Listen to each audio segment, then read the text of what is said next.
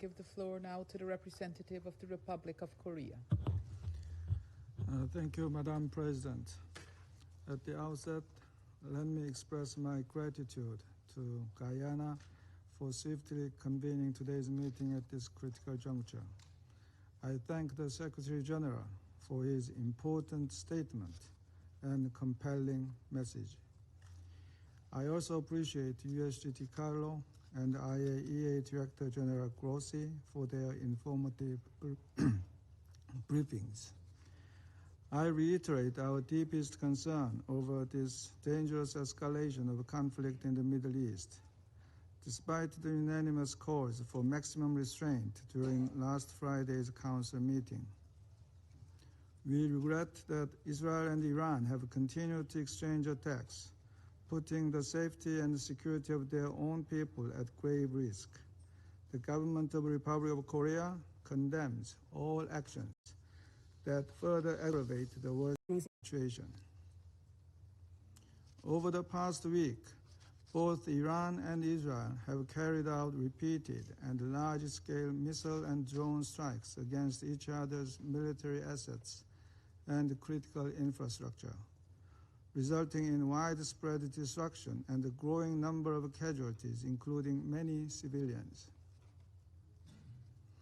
Should this vicious cycle of mutual retaliation persist, not only the peoples of Iran and Israel, but also millions of neighboring states and beyond could face intensifying threats to their safety and livelihoods. The region's instability is also generating negative impacts on maritime security, as well as on global energy markets and supply chains, risking the economic security of the whole world. Madam President, in recent days, we have repeatedly heard the positions of both sides. What is important, however, is that all member states should respect the international law and the UN Charter, uphold the global non-proliferation regime, and work towards the promotion of international peace and stability.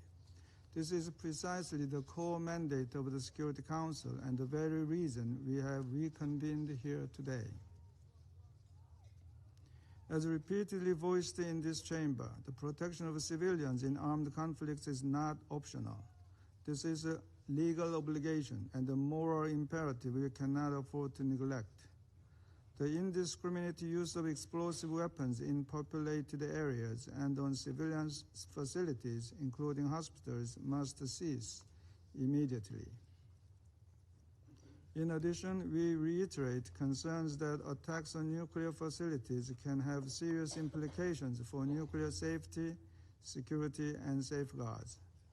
In this regard, we commend the IAEA's prompt establishment of a task force and continued reporting on the management of affected facilities.